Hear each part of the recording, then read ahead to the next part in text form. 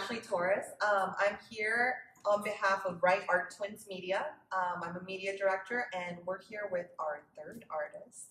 We're super excited. It's our first female artist. She's a great artist. We just took a look around at her studio, and she's amazing, amazing work. And she does so many things that she's going to get to tell us about. And we're going to introduce her. She's Toni Martin, and she's going to tell us a little bit more about her.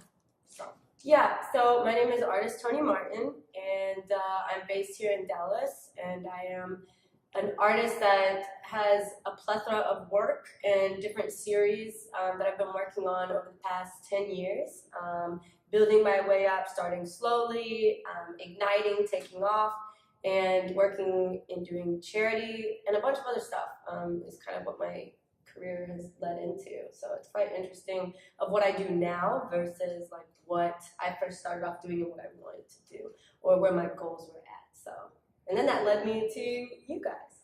Awesome. So where did you start off with that you're talking about? So when I first started doing my artwork, I lived in government-funded housing in Plano, Texas, or actually maybe like the Carrollton area.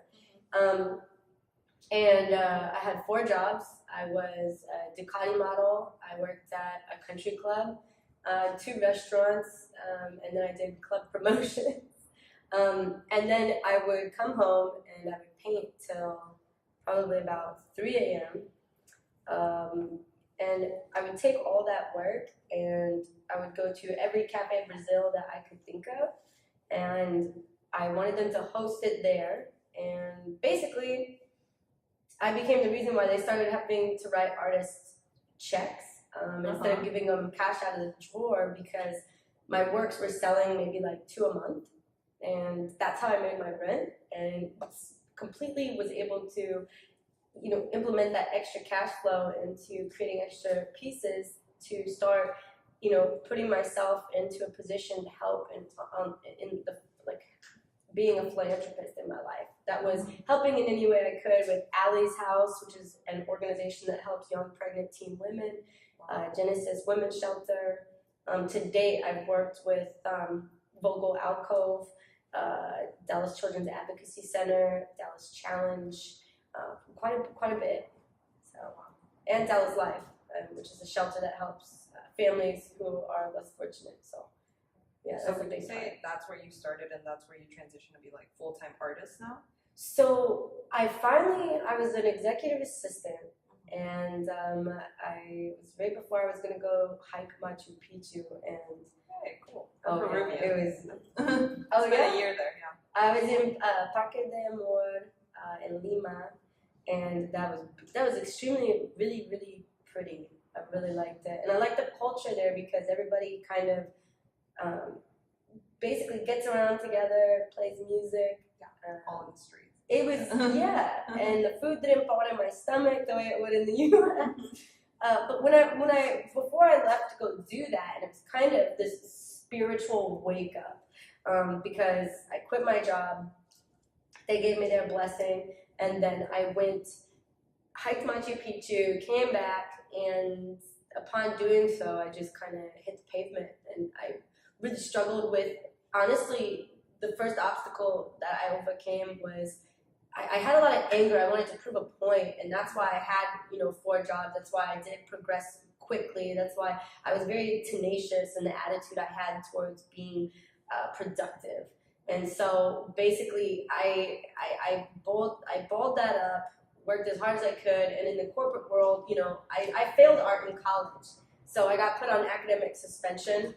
So I couldn't go to school, and I couldn't afford it at the time. And so I just kind of bypassed that and was able to, take on the jobs I could, save the money, and move forward. And I knocked on as many doors as I could. I voiced a lot of what I was thinking to anybody and everybody that wanted to listen to me or take me seriously as an artist.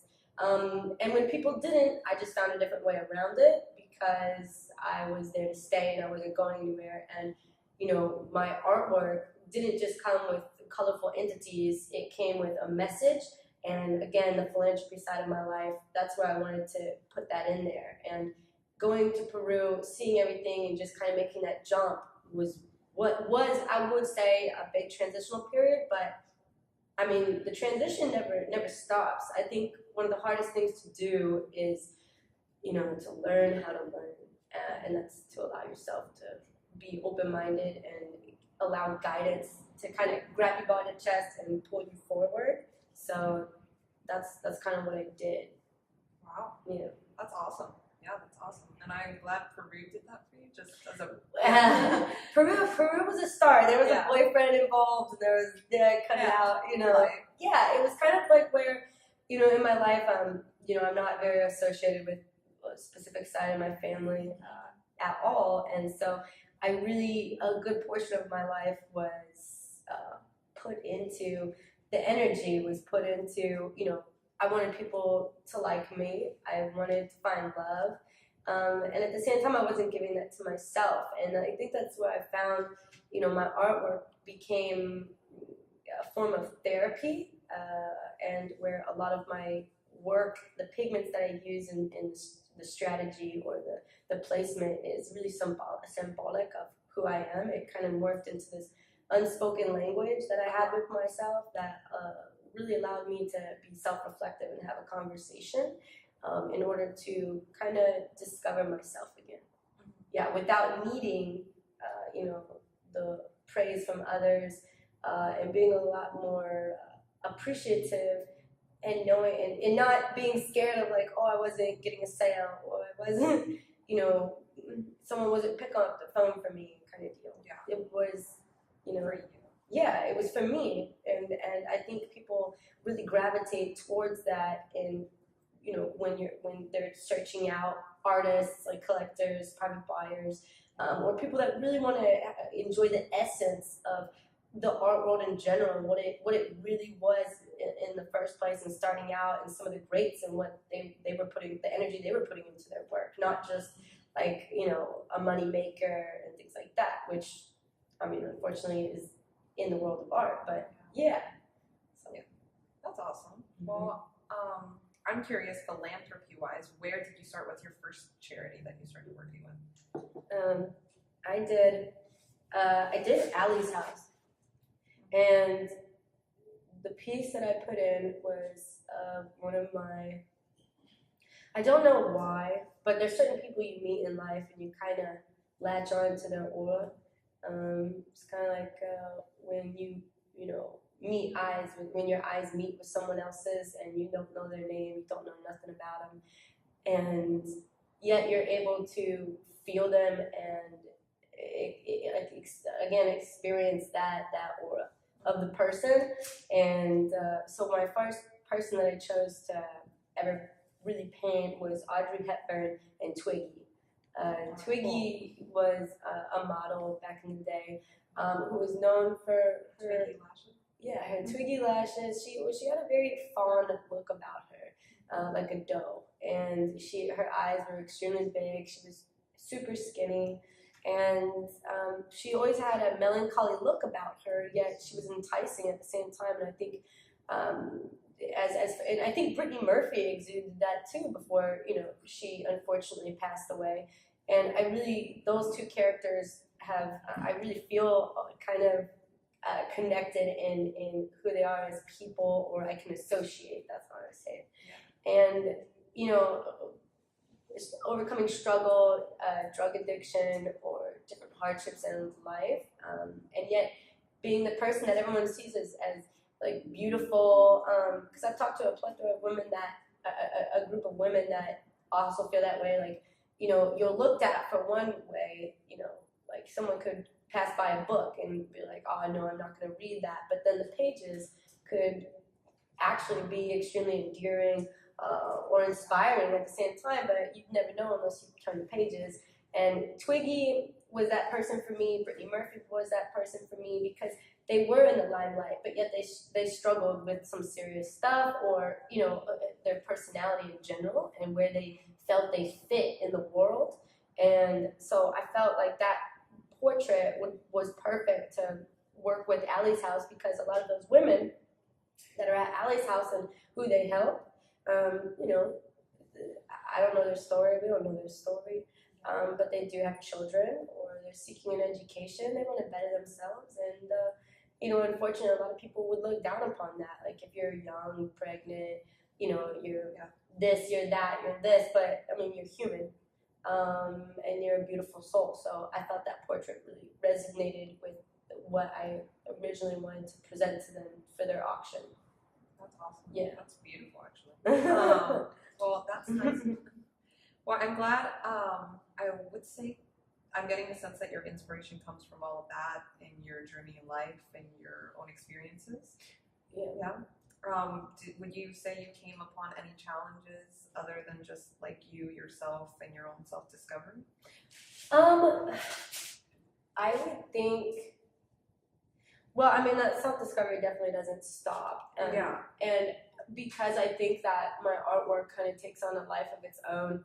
Like my Crimson series here, that stands for Primordial Symmetry, and it was based off of, I was intrigued by early Greek philosophers and everybody that researched the patterns in nature. So natural patterns in nature that occur, like tessellations, Pythagorean theorem, things that are, equal to each other, but naturally. And that's like a whole different thing, but what I was trying to say is, everything that I've created, I try to explore it because, again, each one has been a conversation with myself, and so each time I go back in, I'm like, what can I say about that goes deeper? So, then it starts to morph. The series starts to morph and grow in and of itself, and so do I. And I guess one of the hardships I've had is, I'll say hardships and difficulties. Hardships have been, I struggle with a lot of medical conditions, unfortunately, where it put me in the ER for, months, every month, for like years now. And a lot of I think half of America could agree with me that, medical bills are not a joke. They're not fun. It's not fun being sick. It's also not fun when doctors don't give you answers. And a lot of the money that I had saved, worked really hard to get, to provide for not only the people I care about, but my work in general, so that I can expand, went towards medical bills. And I was really sick. I couldn't, people that I had called and was really adamant about getting in touch with, who, honestly, I'll tell you, some people didn't speak to me for 3 years, and I tried getting into certain places or talk to certain people, and it is really difficult as an artist or as a person in general when you are trying to seek out an opportunity and the contacts are super busy, and so it's kind of like you have to stand out or stand down. And I would go at it like that. So it's kind of like be boisterous or exuberant, and again tenacious, or back off. You gotta be ready. You gotta be ready to fight. You gotta be ambitious. You gotta hustle, and that's probably what a lot of people would tell everybody else. But with me being sick, I didn't even have the energy to call people, and that was really saddening because I had worked so hard, and yet every month, it was like a smackdown, and there was nothing I could do about it. And I was so upset with myself. I felt like a failure. I felt like, man, if I could just only, it's kind of like, treading water and you don't get a break, or I didn't have training for it, so I was bad at treading water. So that was a hardship, my medical situation. Speaking to people in general, I will state, not a biased opinion, but also an opinion gained from speaking to other women that in the art field it is a little bit different. And, I think that's a big thing in America right now, going around with, women in the workforce or women in general having, opportunities that aren't just equal, but I think it's more about the respect of being taken seriously. Kind of like when I wanted to weld, like these are, hand welded steel bases, and I told that to a couple of people. I approached my friends and said, I really want to learn how to weld. And some of them were for it, but, it didn't take me seriously. It dropped wayside. I was like, I'll even pay you. What do you want? And, I was told, like, oh, I didn't think you had enough money because I'm an artist. So that's one thing people think. Yeah. It's kind of difficult because, you take it with a grain of salt, keep on trucking. But, I definitely had to teach myself how to weld, burned myself a couple of times. So being taken seriously, medical issues, being taken seriously. And I would state the other thing is finding emotional balance where when you're, that's also why I don't do a lot of portraits anymore completely, which I'm going to restart again because, it's been 6 or 8, I'm lying, maybe like 9 years since I've really done a portrait series that was adhering to who I am now, because I do have, so many different sides that I don't know which one to go with at the time. Not split personalities, but just, again, that suppression. And these portraits, or this one, that was probably the closest I had towards getting something done, probably about, that was 2 years ago. Okay. So, and I really liked doing that. I just kind of my process was to, be in my studio, light the candles, turn off all the lights, and kind of have a dimness about it so that I could just, color everything else in my mind in darkness kind of deal. So that's where I come up with, when you paint by candlelight or in a dimmer light, you tend to get, darker colors, and then I like that chroma punch. So, That's awesome. Was portraits your first series, or what was your first series? Oh my gosh, doodles. Doodles were? Yeah, doodles. Were my first thing to do. I actually decided so if I stated how or why I became an artist, it was based a lot on, again, a little bit of anger and wanting to prove a point. Yeah. But I will state that, senior year, yeah, I had an art teacher that I did not take seriously at all. Mm-hmm. No, I was such an angry little kid. Mm-hmm. And I consider a senior still a kid, like an angry little kid. My art teacher, had me said for your senior project, you are going to do a self-portrait. And I said, okay, cool. I went outside, and the first picture he gave us all a camera. We had to go outside and take a picture of ourselves. And my first picture was flicking off the camera. And I came back and I said, print that, I'll do that. I was just not I was a good student, but it was, yeah. And so I came back, and I said, okay, fine. And I took a really nice self-portrait, and I did it in charcoal, and that was the first time I ever picked up charcoal. And then he took us to an art contest where I was one of the first place winners. And on the bus ride back, I just kind of, while everyone was talking, I just silenced everything out to white noise. And I kept thinking, my situation is a little bit different from a lot of the kids I go to school with.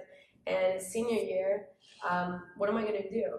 And I was like, wow, I really feel this. And it just clicked for me. I was like, this is what I could do. And it was kind of cool because that was the first time that I had picked up charcoal, and I executed it. And that was kind of interesting to me. Yeah. So, yeah. Do you still use charcoal? Because I see you use a lot of it. Yeah, so I actually have a bank full of charcoal and pastels that I have not touched. Mm-hmm.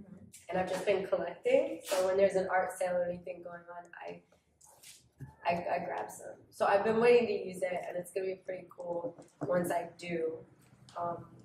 Only because for me it'll be fun. I want to do it when I have time to sit down and dedicate to it, not just rushed. Yeah, I don't want it rushed. No, not at all. Mm-hmm. So medium-wise, you do charcoal. I see you do like welding. You do acrylic oil, right? Mm-hmm. What else? airbrush. You have water-based porcelain. I use more of petroleum-based products. I will state this, and people get confused. A hard shit. People confuse my stuff with pour paintings. That's where they use silicone. And you can also use, the fluid that's used to lubricate treadmills, which is very interesting for all viewers out there. You could try it, and it makes a cool effect. My work is not that. No, not one bit. I've never used silicone.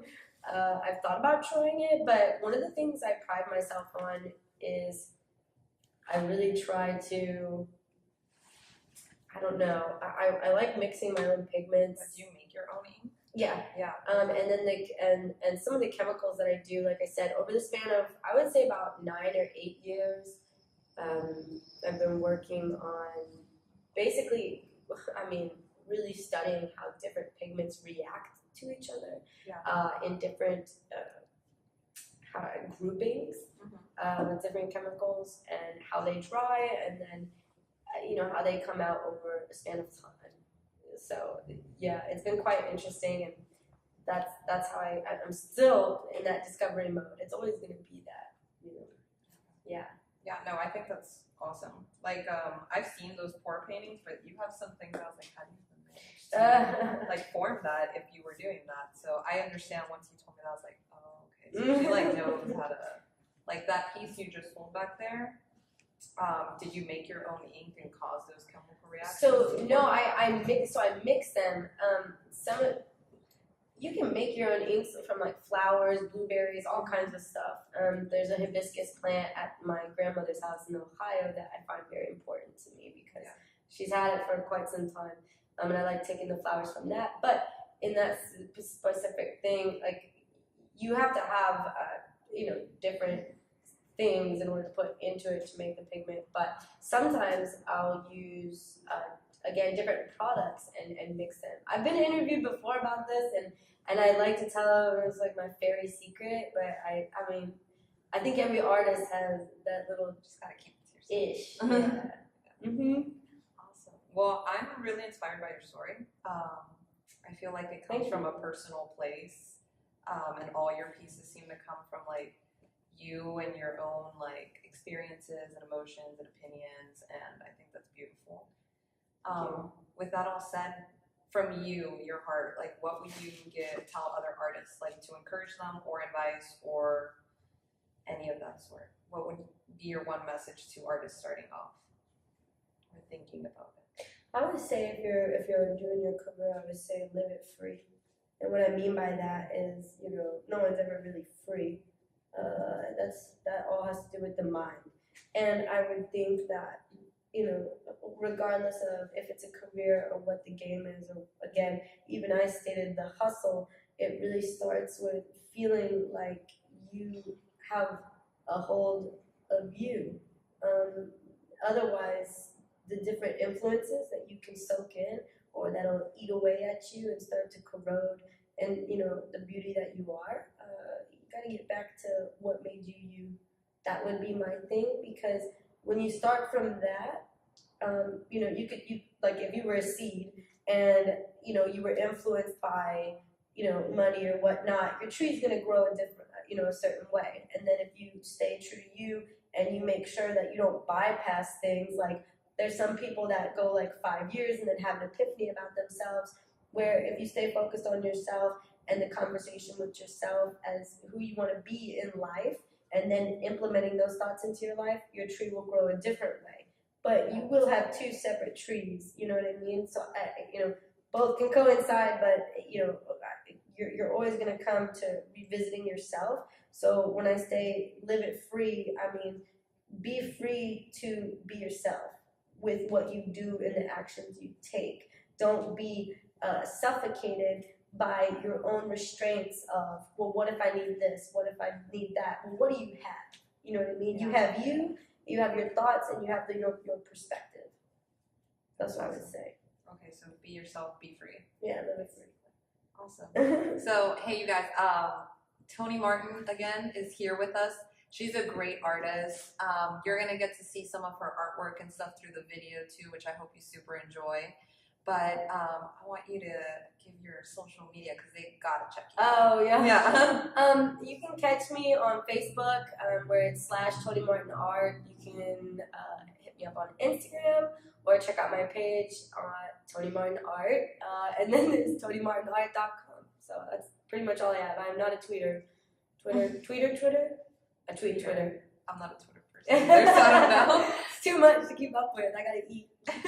But again, I had a great time. Toni Martin, check out her work. She's amazing. Thank you. Bye, guys.